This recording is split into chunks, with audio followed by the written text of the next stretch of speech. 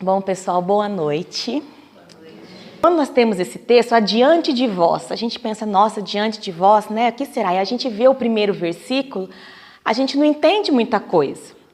Que o versículo é O Vinha de Luz, ele é um livro psicografado pelo Chico Xavier, do Espírito Emmanuel, e ele traz mensagens curtas, mas que são de ampla reflexão, e começa sempre com o versículo do Evangelho. E neste de hoje é um versículo do Evangelho de Marcos, que diz o seguinte: mas ide dizer a seus discípulos e a Pedro, que ele vai adiante de vós para a Galileia. Aí no primeiro momento pensei, nossa, o que eu vou refletir disso? Galileia, Pedro, adiante de vós. Fiquei confusa. Mas aí eu comecei a ler o texto. E o que o texto traz para a gente? Na verdade, mais do que para a gente, como eu falei, traz para mim. Que é muito difícil a gente encontrar no dias de hoje aquelas pessoas de fé inabalável. E não vou dizer somente nós no meio espírita. Nós espíritas, os católicos, os evangélicos, os protestantes. A gente vê pessoas que falam muito bonito da sua fé, do seu Deus, mas que a hora que surge um problema, a primeira pessoa que se revolta contra Deus é esta, que até então falava bem dessa sua crença, digamos assim. Então, isso me faz a gente pensar muito, porque a gente que se diz espíritas, no primeiro perrengue que a gente passa, eu acho que eu vou na missa. Passou um perrengue, nossa, quantas pessoas eu já ouvi aqui no centro? Não, eu vou no centro, mas de vez em quando eu vou na missa. Dos evangélicos já é mais difícil, porque a gente sabe que o preconceito deles conosco é grande. Mas a gente não vê aquela pessoa que nunca vai na igreja, crente, está lá desviada do mundo. Surge um problema, está lá no culto de Bíblia debaixo do braço, no primeiro banco. Será que nós só pensamos na nossa espiritualidade, na nossa fé, somente quando nós estamos com problemas? Ou será que é diante dos problemas que a gente esquece a nossa fé? Nós temos dentro de nós, como no outro capítulo, né, que eu falei aqui, as duas vertentes. E se nós estamos aqui hoje, no Centro Espírita, é porque nós temos crenças em comuns. Tanto quem já está há muito tempo, como quem está vindo pela primeira vez, todo mundo tem um propósito de querer conhecer a doutrina espírita. E, infelizmente, ou felizmente, não sei, a nossa doutrina ela é marcada por ser procurada quando as pessoas procuram consolo. Quando as pessoas estão com problemas, quando as pessoas procuram respostas. Porque a nossa doutrina ela é muito transparente. Eu venho fazer palestra aqui, eu falo que todo mundo tem o seu jargão, né? Eu tenho o meu também. O meu jargão gente, é muito óbvio. Quando eu venho fazer uma palestra do Vinha de Luz, eu leio e falo assim, gente, não tenho o que falar, porque na nossa doutrina é tudo muito óbvio. Se a gente tem problemas, a gente encontra resposta, a gente estuda, a gente entende, compreende. Leva tempo? Leva. Porque, claro, a gente vê uma pessoa, um profissional, um médico, por exemplo, ele não vai saber o que é a causa do problema com o primeiro sintoma, com o único sintoma. Ele não faz uma aula do curso de medicina e já sabe o que tem que receitar no caso de uma dor de cabeça, por exemplo. O que pode ser uma dor de cabeça, por exemplo. Então, nós temos que ter paciência, persistência, para nós encontrarmos as nossas respostas aqui. Pois a nossa doutrina, diferente de algumas outras que têm segredos, aqui nós não temos. Mas nós temos um diferencial. Aqui nós temos o peso das nossas responsabilidades. E nesse texto fala justamente isso, que quando a gente está bem, a gente fala, eu sou espírita, porque a espiritualidade sabe de todas as coisas, a espiritualidade ilumina. E aí, às vezes acontecem situações, como aconteceu nesse final de semana na família do meu esposo, onde nós perdemos uma pessoa muito querida, não somente por nós, mas por toda a família, pelo bairro, de uma maneira bem brutal. Ela foi assim assassinada em frente à casa do vô. Então, assim, além dessa tragédia, que a gente já vê tudo isso, tiveram assim N agravantes que a gente vê que como é algo doloroso para a família. E a gente vê as duas coisas na família. Pessoas falando que Deus abandonou, que Deus não existe. Será? Será que a gente pode diminuir a espiritualidade porque nós somos atingidos por algo que nos machucou tanto? Será que a nossa dor ela é suficiente para extinguir tudo aquilo que a gente falou uma vida inteira, que a gente acreditou uma vida inteira? Ou então a gente não acreditou, a gente falou só porque era bonito? Porque tem uma passagem na Bíblia, eu não sei muito bem, que minha memória nunca foi boa, mas falou que se a tua fé for do tamanho de um grão de mostarda, movereis montanhas. E um grão de mostarda, gente, é do tamanho de uma formiga. É minúsculo. Então, a gente tem que parar e a gente tem que refletir. A gente tem realmente a nossa fé? A gente acredita? Ou a gente está falando porque é bonito e acha que convém para a gente? Só porque estamos encarnados e nós somos espíritas, quer dizer que nós somos blindados para nada de ruim acontecer com a gente? Qual que é a minha diferença com você, com você, com você? Será que eu sou mais importante do que aquela senhorinha que vai desde novinha na igreja católica? Será que eu sou mais importante do que aquele evangélico que vai no culto? Será? Não, gente. E a nossa fé serve para isso, para nos manter firmes diante das adversidades. Porque a partir do momento que nós estudamos, que nós temos um pouco do entendimento, porque como eu falei para vocês, nessa encarnação mesmo, por mais que a gente estude, é difícil, a gente não vai conseguir compreender tudo, mas nós vamos ter um certo entendimento. A gente tem que compreender a ordem das coisas. Essa nossa tia, minha madrinha de casamento, partiu mais cedo? Partiu mais cedo. E por esse motivo, nós sabemos que nós precisamos intensificar as orações, que os propósitos que ela não cumpriu nessa encarnação, ela terá que cumprir num outro momento, que se nós não enviarmos muita luz, como foi algo brutal, vai ser um processo muito mais doloroso do que já é.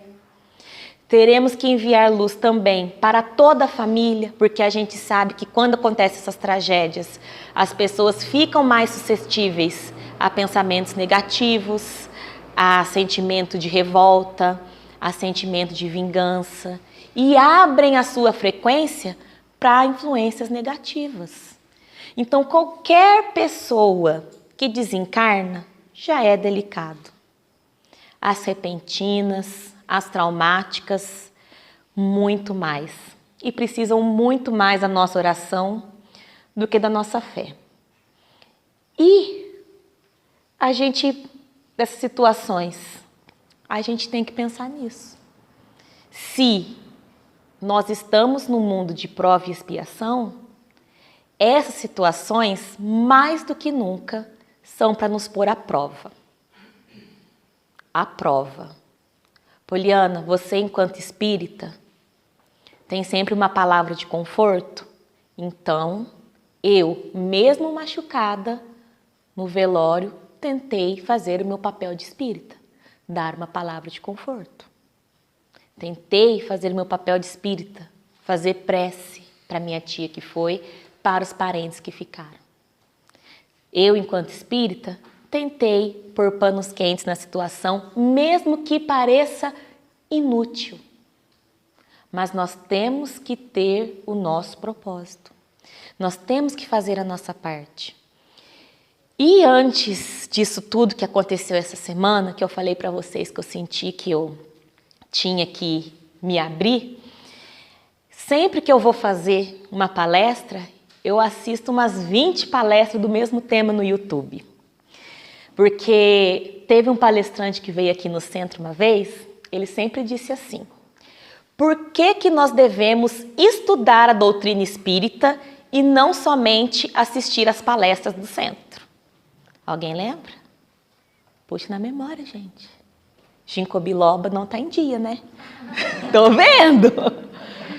Por quê? Pois é. Por que nós devemos estudar e não somente assistir às palestras?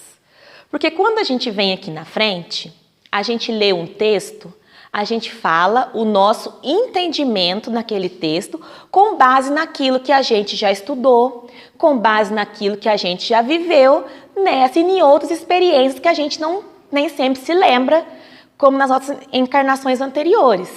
Mas quando você estuda, você vê o Espiritismo na sua essência.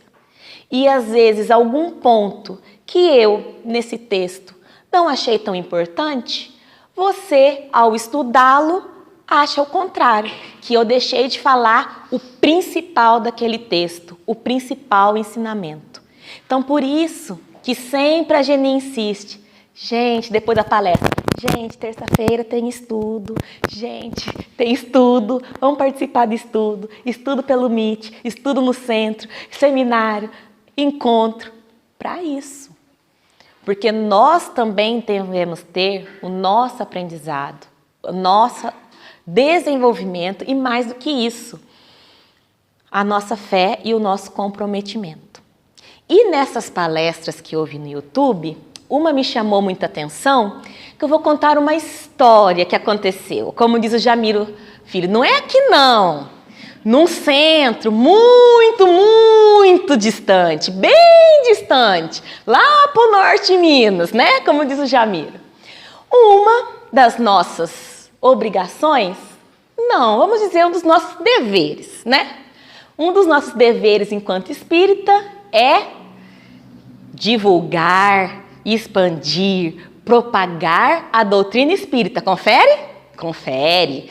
Aí tinha umas pessoas de um determinado centro espírita lá do norte de Minas e o centro estava muito cheio de gente, estava, nossa, que bom, recebemos muitas pessoas novas e o centro está bombando e está chegando o aniversário do centro, vamos fazer um evento para bombar. Um evento magnífico, vamos fazer uma feira do livro com uma programação cultural. Mas nossa, mas no nosso centro não vai caber. Pegaram outro lugar e fizeram uma feira do livro com uma programação espetacular para todos os gostos. Tinha teatro, tinha humorista, tinha música, tinha dança, tinha... não sei, você conhece o Centro Norte de Minas, né? Então, tinha uma programação, gente, extensa demais. Tinha palestrante anônimos, que era da própria casa, tinha palestrantes de renome em toda a região. Todo mundo falou o quê? Vamos difundir a doutrina espírita, levar a cultura e aqui vai ser um sucesso. Porque se a nossa casa está cheia todos os dias, no nosso evento vai estar ainda mais, porque vamos ter as pessoas da casa espírita conosco, mas as pessoas de fora. Plano perfeito, né? Mas, como eu falei, e o nosso comprometimento com a nossa fé. Aconteceu o quê? Num centro onde ia em torno de 30 pessoas, numa reunião costumeira de segunda-feira, algumas segundas-feiras com 40. Aconteceu que chegou-se nesse evento, estávamos lá 5 pessoas da casa espírita. A proposta do centro era vender o livro, ficar o dia inteiro aberto. Então, mesmo que não de maneira formal, a gente fez uma escala aqui, pensou-se, nossa, o pessoal vai lá, vai prestigiar, vai colaborar. E o que aconteceu? As mesmas 5 pessoas. Começava, estava 5 pessoas. Fechava as 5 pessoas. Era uma atração chiquérrima. 7 pessoas. Era um anônimo. 5 pessoas. E ainda assim tinha essas 5 pessoas, porque essas 5 pessoas eram comprometidas com o seu propósito. E não vai nem dar desculpa da chuva, que nessa época aí lá no norte de Minas quase não chove. Norte de Minas é seco. Não tinha chuva não, porque tem gente que fala assim, dia do centro, vou sair, choveu, vou ficar, né? Não tem guarda-chuva, mas a gente entende, tem gente que mora longe, mas, né? Acho que com guarda-chuvinho, uma galochinha, às vezes dava para chegar no centro sim.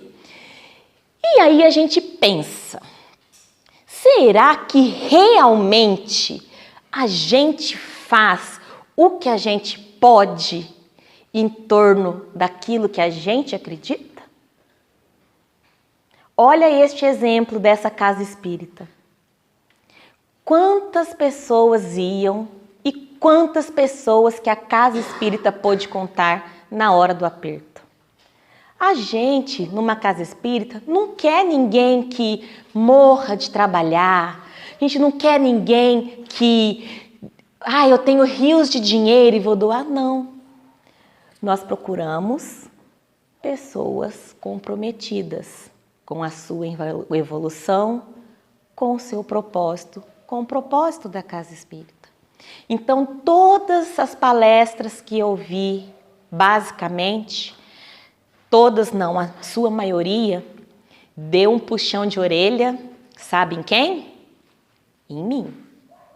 Porque todo mundo sabe que depois que eu virei mãe, eu quase não voltei no centro mais. Eu agradeço quando a Geni me pede para fazer palestra, porque aí eu tenho que dar um jeito. Eu tenho que deixar a Heloísa com o meu esposo, com o vô dela, eu tenho que me virar nos 30 para estar aqui. E aí vem o puxão de orelha. Por que eu também não me viro nos 30 para estar aqui no dia que não sou eu? Não estou nem falando de vocês, tá, gente? Agora, se a carapuça serve para vocês, aí o problema não é meu. Eu estou falando da minha pessoa. Da minha pessoa. Da minha pessoa. Eu não vou no centro porque fulano vai e eu não gosto dela. Eu não vou no centro porque a voz de ciclano me irrita. Eu não vou no centro porque até o cheiro da pessoa... Gente, nós estamos aqui em evolução. Nós precisamos vir no centro porque é importante estarmos aqui no meio dessa energia. É importante estudarmos, é importante aprendermos, é importante sermos melhores. Porque quando a gente vem no centro em busca da solução para os nossos problemas, a gente vem por um motivo egoísta. Porque a gente pensa só na gente, no meu problema, na minha dor, no meu perrengue. Mas quando a gente chega aqui, a gente vê que aquilo que a gente aprende, mesmo que a gente chegou para resolver só o nosso lado, acaba que a gente resolve o lado de todo mundo que está ao nosso redor. Eu falo que eu transformei muito desde que eu vim no centro. Eu era muito impulsiva, muito sem paciência, inclusive no trânsito. E hoje, depois de um palestrante que veio aqui e falou assim, para que vocês ficam buzinando à toa? Credo, o pedestre vai passar, vocês dão um buzinão? Dá uma buzinadinha, às vezes ele só não viu. Assim, nossa, é verdade, né? Hoje qualquer coisa, buzinar, bebê! Não precisa. Porque a gente fala tanto que o mundo vai ser melhor, mas a gente não quer melhorar. E se nós estamos no mundo e nós fazemos no mundo, se nós não melhorarmos, vocês acham que a gente é o alecrim dourado, que o mundo vai melhorar esperando a gente do jeito que a gente está? Não vai, não. O alecrim dourado só existe na cantiga infantil. Mas na nossa realidade, não. Então nós precisamos, gente, tomar as rédeas da nossa vida e fazer aquilo que precisa ser feito. Pode ser que semana que vem eu consiga estar aqui no centro? Sim. Pode ser que eu consiga? Não. Mas nem por isso eu vou deixar de tentar. Porque realmente tem dias que a minha filha está virada no giraia e, gente, não tem condições mesmo. Hoje eu saí de casa escondida porque ela chegou, parecia que ia dormir. O Hudson ainda falou assim, apaga tudo, fica quietinho. Apagamos tudo, ficamos quietinhos. Demos uma mamadeira, ela mamou. Papai, cadê a mamãe? E já levantou, saiu correndo no escuro. Falei, muito bem. Mas eu falei, eu preciso ir. Pode ser que num outro dia seja mais difícil? Sim. Mas eu preciso me comprometer mais com a casa espírita. Uma coisa que eu falo, gente, que faz tanta falta aqui na casa espírita. Como eu não frequento muito aqui, se eu estiver falando bobagem, vocês relevam, tá, gente? Que como eu falei, depois que eu virei mãe, eu tô meio turistando. Mas eu sinto muita falta da Cida aqui. Porque quando a Cida estava aqui, a gente sabia que ela ia chegar, que ela ia pegar as mensagens e ela ia receber todo mundo que estava ali na porta com a mensagem. Podia ter palestrante chique, palestrante não tão chique, podia acontecer algum perrengue aqui na frente, ter que mexer no som, ter que mexer no sei no quê, mas a Cida estava lá. As outras pessoas podiam, deu um problema, a Geni podia vir, a Vânia podia vir, Armando mexe aqui na tecnologia, beleza, porque sabia que ela estava lá. Mas Poliana, você sente falta da Cida por ela entregar uma simples mensagem? Sinto. E sinto falta também, claro, da presença dela, porque a gente no centro constrói amizades. Mas o que eu quero dizer é que às vezes a gente faz um pouquinho e a gente acha que esse pouquinho ninguém nota. A gente acha que esse pouquinho não faz falta. Sabe? Aquela coisa do tipo assim, acabou de sair do banheiro, fecha a porta. Uma coisa tão simples. Mas as pessoas notam. Porque é importante.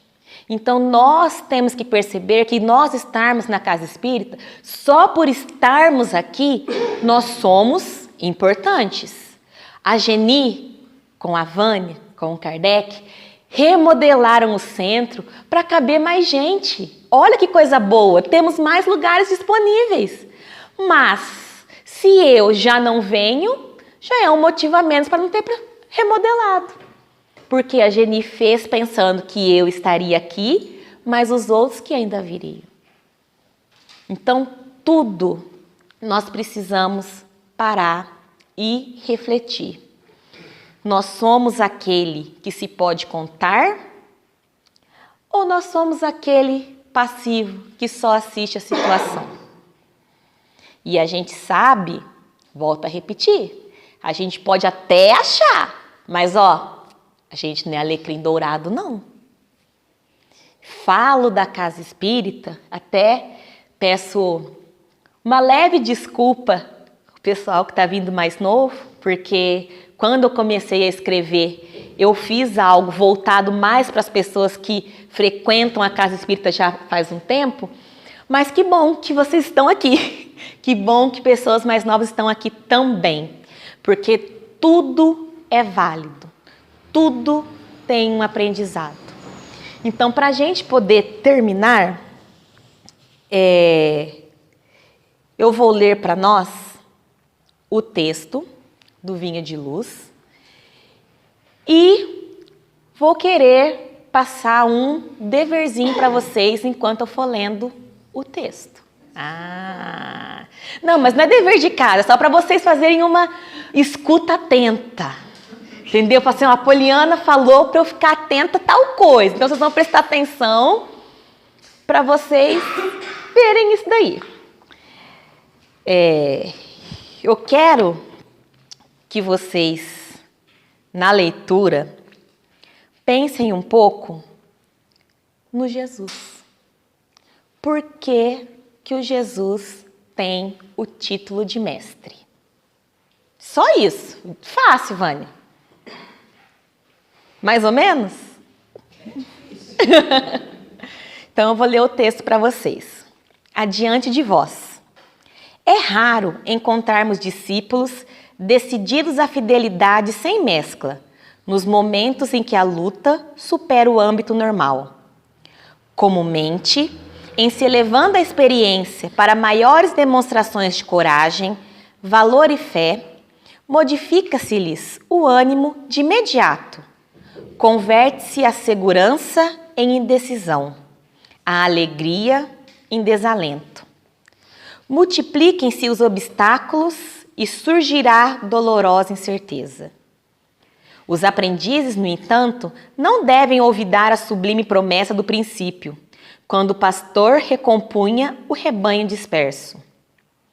Quando os companheiros, depois da ressurreição, refletiam no futuro, oscilando entre a dúvida e a perplexidade, eis que o mensageiro do Mestre lhes endereça aviso salutar, assegurando que o Senhor marcharia adiante dos amigos para a Galileia, onde aguardaria os amados colaboradores, a fim de assentarem as bases profundas do trabalho que o Evangelho do porvir. Não nos cabe esquecer que nas primeiras providências do apostolado divino, Jesus sempre se adiantou aos companheiros nos testemunhos santificantes. E assim acontece invariavelmente no transcurso dos séculos. O Mestre está sempre fazendo o máximo na obra redentora, contando com o esforço dos cooperadores apenas nas particularidades minúsculas do celeste serviço. Não vos entregueis às sombras da indecisão quando permanecerdes sozinhos ou quando o trabalho se agrave na estrada comum.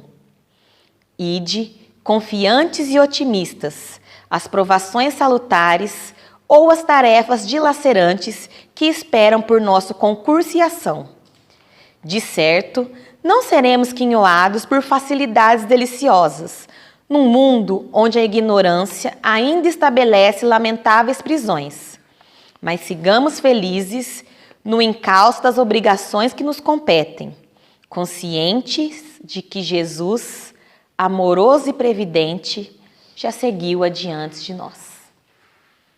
Então, quando nós estivermos naquele dia que estivermos fraquejando, lembremos de Jesus, que Ele, à nossa frente, sofreu muito mais, passou provações muito mais, só pelo fato dele ter aceito encarnar, já foi um sofrimento sem tamanho. Porque a luz dele é tão infinita que não foi fácil condensá-la, apertar para caber aqui dentro de um corpo encarnado. Então nós, espíritos, quando falamos do sofrimento de Jesus, lembremos que não é só aquele sofrimento que a gente vê, que passa na televisão na Sexta-feira Santa. O sofrimento de Jesus, para que nós possamos aprender alguma coisa, vai muito além disso. Vai muito mais a sua demonstração de amor e de fé em nós. Porque Ele encarnou, porque Ele acreditou ser necessário para a nossa evolução. E agora?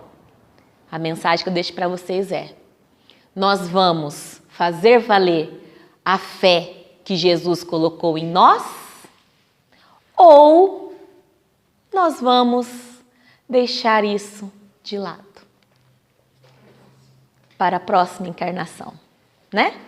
Então essa é a mensagem que eu queria deixar para nós todos. Como eu falei, foi um texto para mim, não foi para vocês, mas eu espero que vocês tenham refletido um pouquinho diante da riqueza desse texto. Muito obrigada.